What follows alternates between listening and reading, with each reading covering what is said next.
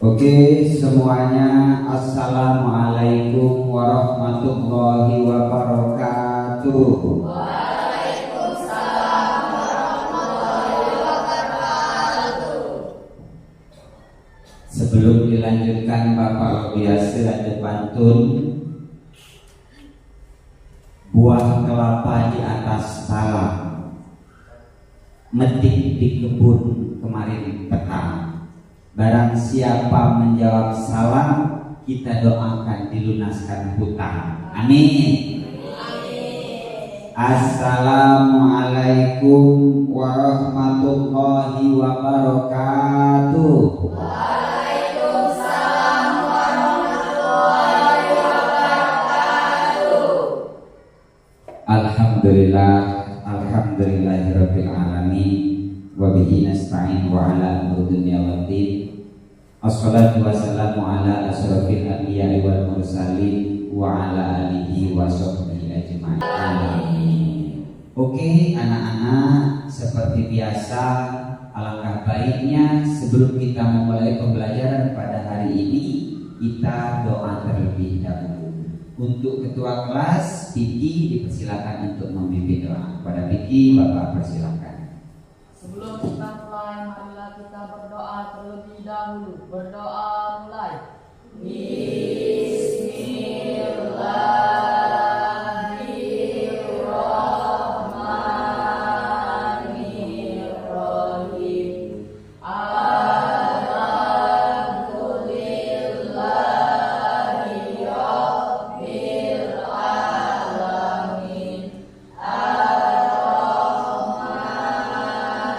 rabbil alamin.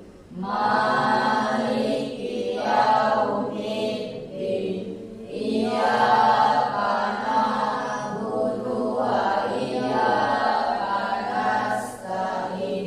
Ihdinas siratal mustaqim. Siratal ladzina an'amta 'alaihim ghairil maghdubi 'alaihim waladdallin. Amin. Oke anak-anak Bapak sekalian, sebelum mulai pembelajaran ada baiknya Bapak absen terlebih dahulu sekaligus melihat kesiapan anak-anak sekalian.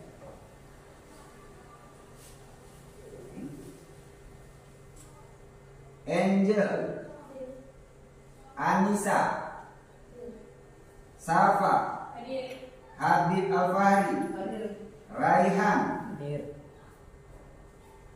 Tegar,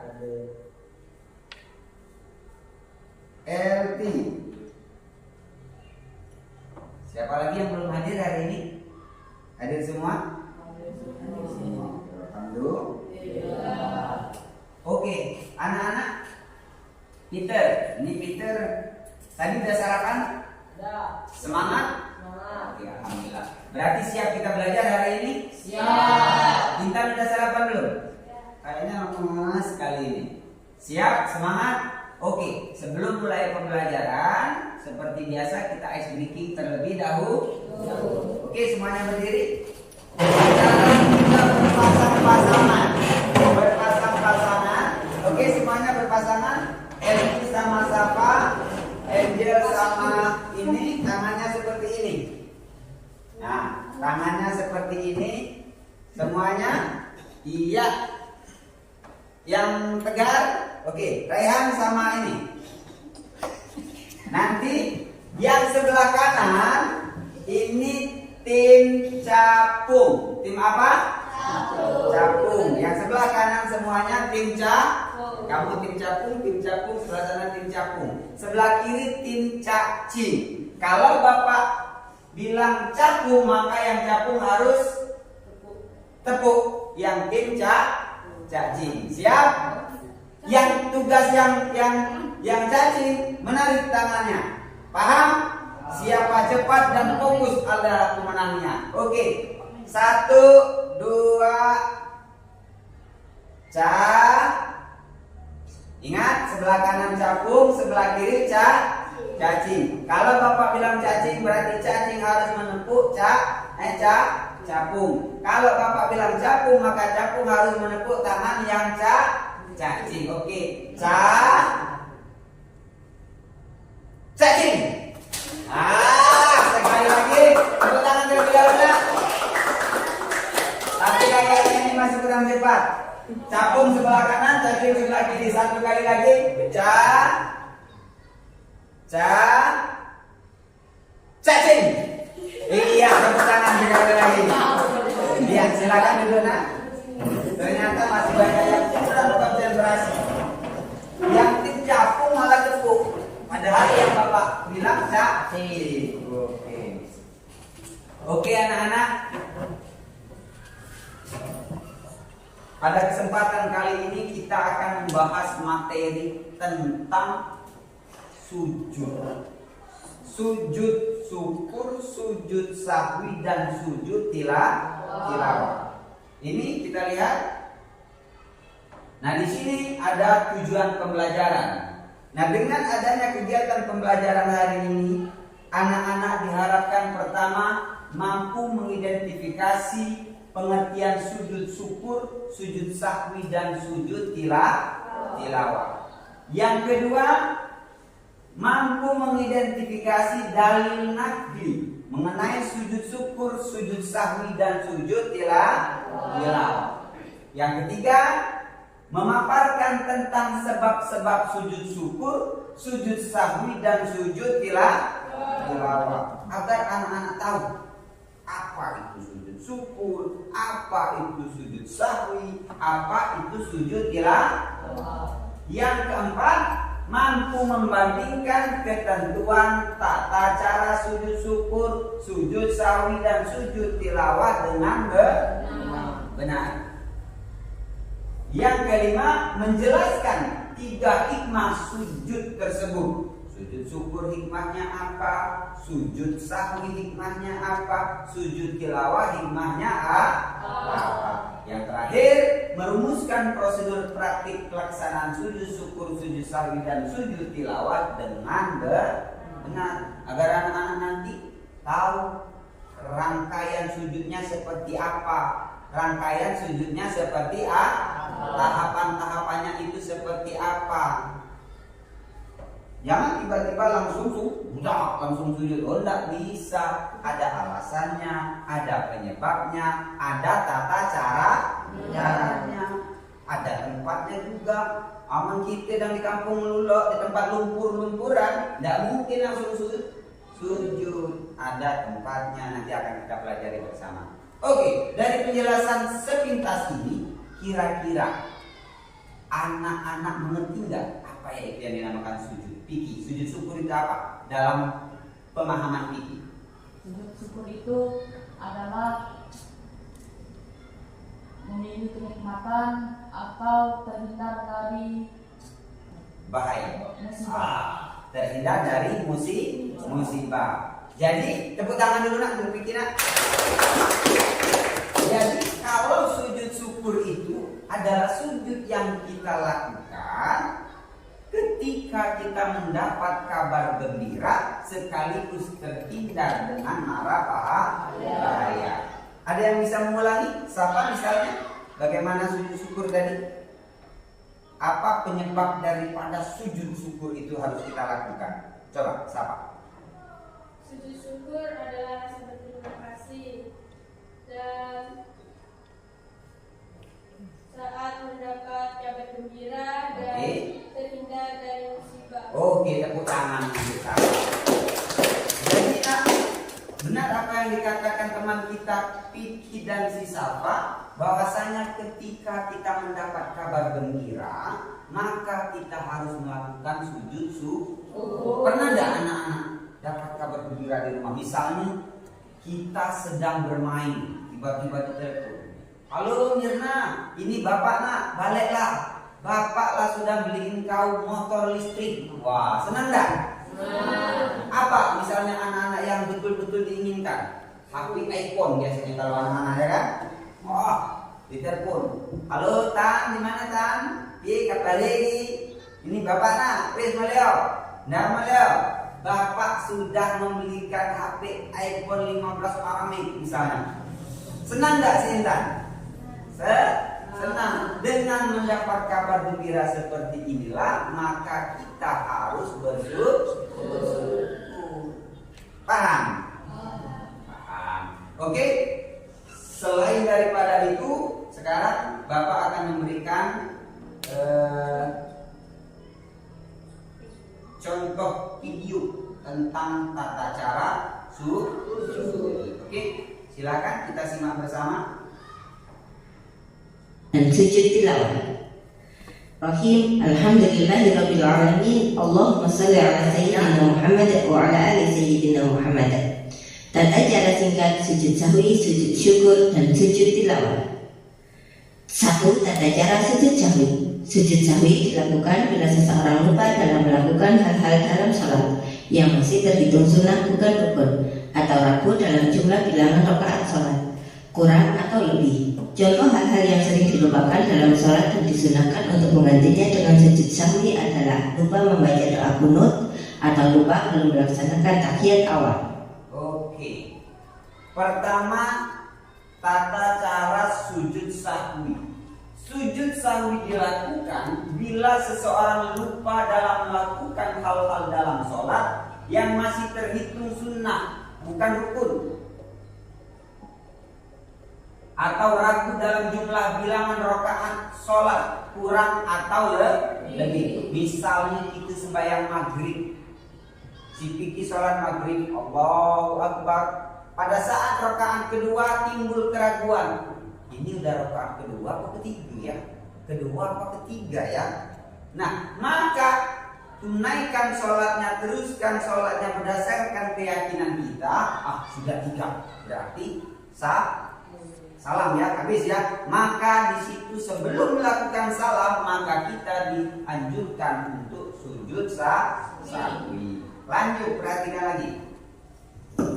Bila kita ragu jumlah rakaat sholat kurang atau lebih, maka dianjurkan menambah 1 rakaat dan melaksanakan sujud sahwi di rakaat terakhir sebelum salam. Sujud sahwi ini hukumnya sunnah, jadi bila kita tidak melakukannya, maka sholat tetap sah. Dalam mazhab Syafi'i, sujud sahwi dilakukan sebelum salam. Tapi apabila kita lupa dan baru ingatnya setelah salam, maka kita boleh melakukannya setelah salam. Dan berikut praktiknya. Nah, ini perhatikan sujud sahwi yang sebelum salam. Ini tata caranya, oke? 1. Sujud sahwi sebelum salam. Fil alamina innaka hamidum majid. Allahu Akbar. Subhana man la yanamu wa la yashu. Subhana man la yanamu wa la yashu. Subhana man la yanamu wa la yashu.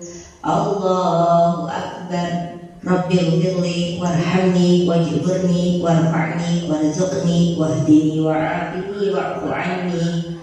Allahu Akbar. Subhana man la yanamu wa la yashu. Subhana man la yanamu wa la yashu. Subhana man la yanamu wa la yashu.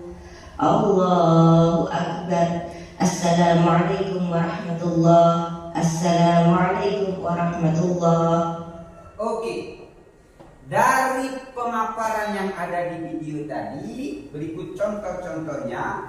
Apabila kita lupa dalam rakaat sholat, maka kita sujud sahwi dilakukan sebelum salam. Sebelum salam, fil alamina innaka hamidum majid. Itu at-tahiyat terakhir. Sebelum salam kita sujud terlebih dahulu. Bacaannya sujudnya seperti biasa. Bacaannya subhana man la yanamu wa la yashu. Sebanyak 3 kali. Coba kita baca-baca bersama. Subhana man la yanamu wa la yashu. Berapa kali? 3 kali. 3 kali. Terus setelah membaca 3 kali di dalam sujud pertama, kita duduk seperti duduk di antara 2 sujud, kemudian membaca Rabbil firli warhamni, doanya sampai terakhir, sujud lagi, paham? Sujud lagi, baca bacaan subhana malayanamu walayasu sebanyak berapa kali? 3 kali. Kemudian duduk langsung salam. Oke, lanjut.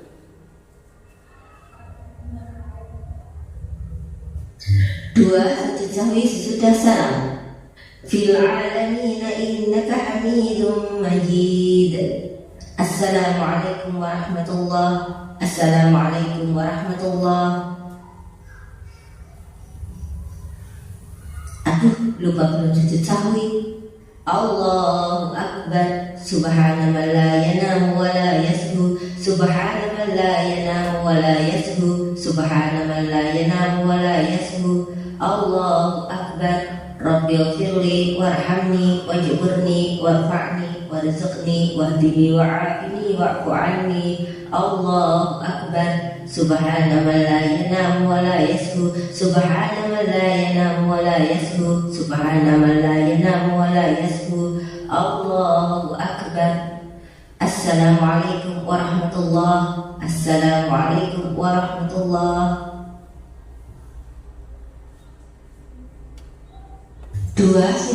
Nah, ternyata antara sebelum salam dan sesudah salam tata caranya tetap sama. Coba di kelas ini siapa yang pernah lupa dalam melaksanakan sholat rakaatnya? Ada yang pernah nggak?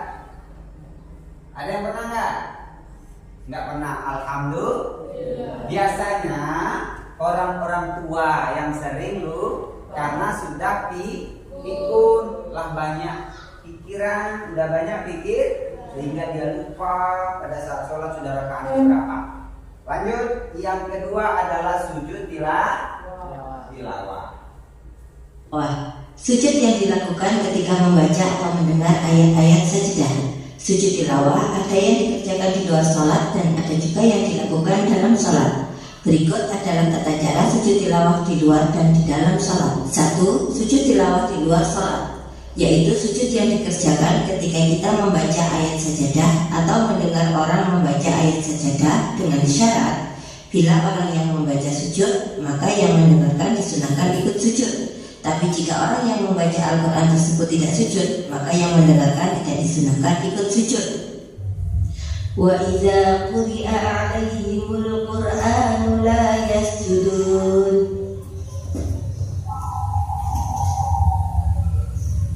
Allahu Akbar.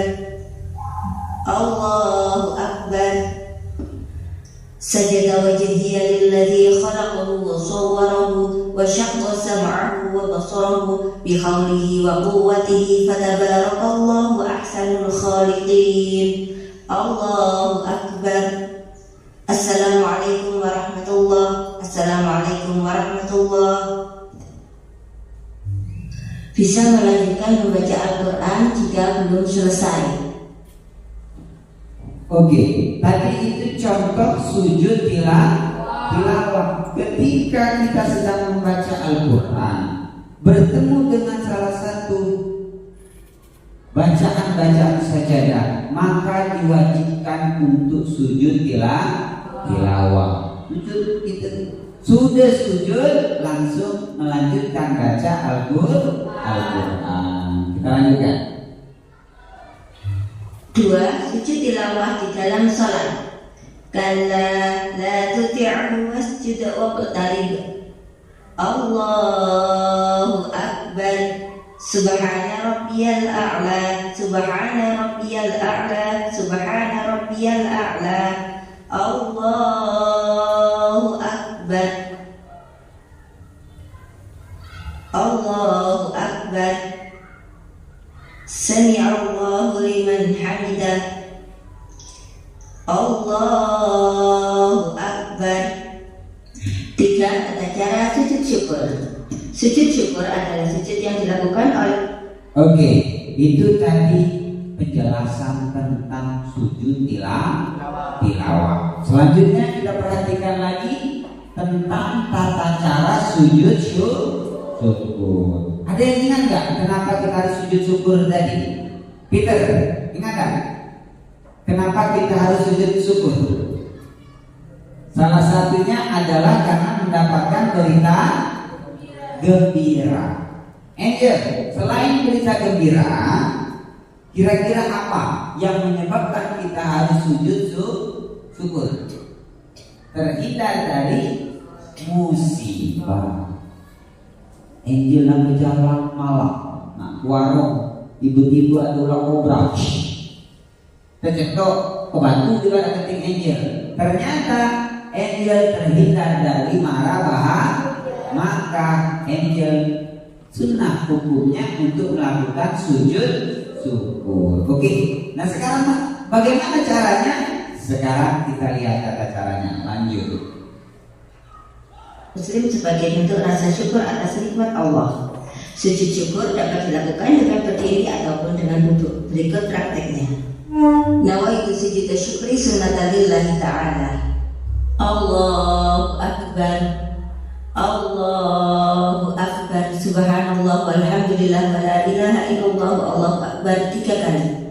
Allahu Akbar. Assalamualaikum warahmatullahi. Assalamualaikum warahmatullahi. Oke, sepertinya waktunya kita tidak lama lagi. Ada yang sudah siap? Apa kita berurutan dari kelompok 1? Kelompok 1 bisa menjelaskan sedikit apa yang hasil dari pengajaran pembelajaran kita hari ini. Ada yang sudah dipahami? Boleh maju ke depan. Kelompok lain sudah siap? Oke, bisa maju ke depan. Bawa lembar kerjanya di bawah. Apa yang dipahami? Perkenalkan dulu nama kelompok dari kelompok berapa. Oke, lanjut.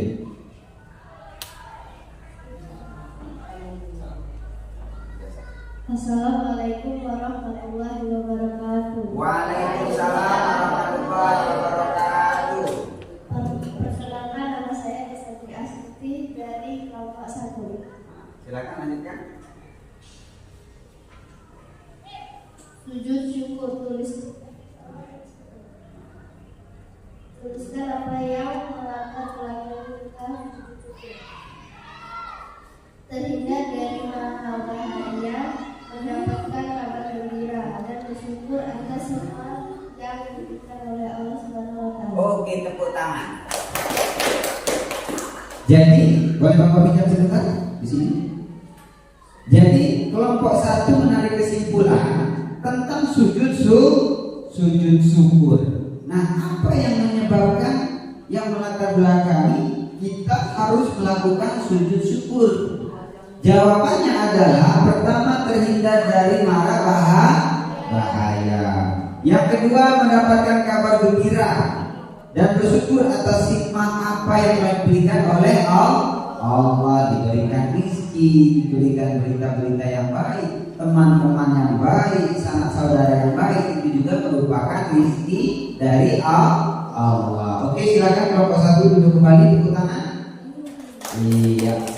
Selanjutnya kita beri kesempatan kepada kelompok 2. Kelompok 2 ya, 1, 2, 3, 4 berurutan saja. Ini teman kita Habib sudah tidak sabar lagi ingin mempresentasikan hasilnya. Pada kelompok 2 juga silakan. Oh sama ya.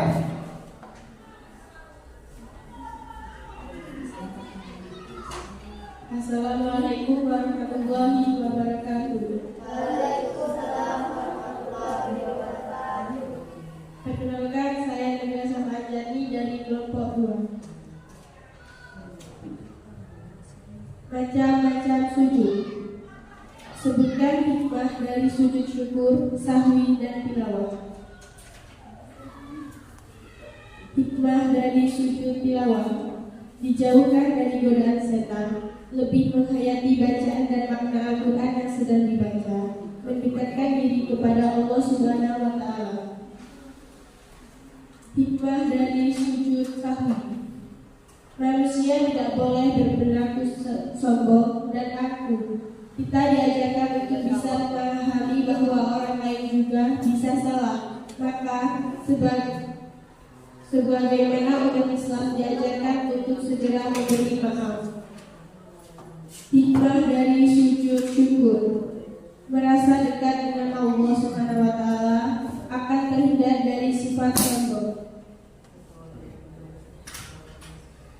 Iya, tepuk tangan dulu untuk teman kita dari kelompok 2. Ternyata salah satu hikmah daripada kita melakukan sujud sahwi tadi, sujud syukur tadi, sujud tilawah tadi, ada yang dikatakan tadi, yaitu terhindar dari sifat sombong, agar kita selalu bersyukur kepada Allah. Sekali lagi tepuk tangan bersama. Silakan duduk.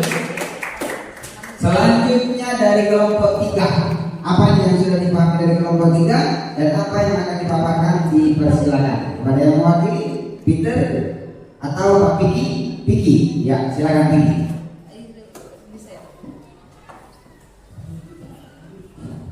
Assalamualaikum warahmatullahi wabarakatuh. Perkenalkan, nama saya Pidi Ganesha dari kelompok 3. Bagaimana tata cara sujud syukur? Yaitu pertama menghadap kiblat, kedua niat, takbiratul ihram, doa dan salam. Siap, tepuk tangan dulu nak. Oke, ternyata yang dijelaskan oleh teman-teman kita tadi, sujud syukur itu bukan serta-merta langsung sujud. Pertama apa tadi? Menghadap kiblat. Kakai kiblat di mana? Oh, itu kiblat. Kedua, berniat. Ada niat di dalam hatinya untuk melakukan sujud syukur. Nah, jadi tahapan-tahapan inilah yang harus kita pelajari agar kita tidak sembarangan melakukan sujud. Oke, tepuk tangan sekali lagi untuk kelompok 3 yang sudah menjelaskan tata cara sujud syukur. Dan yang terakhir, pamungkas kita pada hari ini kelompok 4 dipersilakan untuk menjelaskan.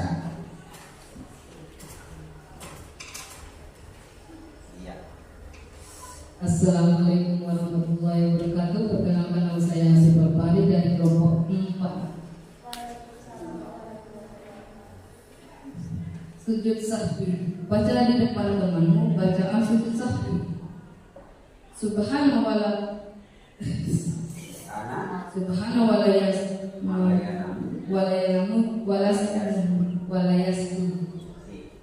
Oke, tepuk tangan. Masih agak nervous. Bacaannya adalah Subhana malayanamu walayasku. Itu bacaan sujud sahwi. Tepuk tangan untuk kelompok yang sebelum tadi. Oke, anak-anak bapak sekalian, dari pembelajaran hari ini kita sudah memahami 3 macam sujud sekaligus: sujud sahwi, sujud tilawah, dan sujud syukur. Jadi ketika sujud ini sudah kita pelajari apa-apa saja yang melatar belakang kita harus sujud sahwi, apa yang menyebabkan kita harus sujud syukur, dan apa yang menyebabkan kita harus melakukan sujud tilawah. Nah, oke, anak-anak, cukup sampai di sini pembelajaran kita pada hari ini.